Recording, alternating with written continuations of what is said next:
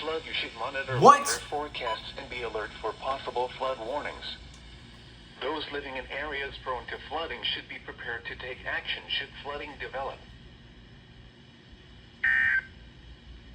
Bro. The San Antonio NOAA Weather Radio Roundup at 9 p.m. in San Antonio. It was mostly cloudy. The temperature was 82, the dew point 68. The relative humidity was 52%. The wind southeast at 12 miles an hour, and the pressure was 29.89 inches and steady. Wait, what? Austin Bergstrom International partly cloudy 81.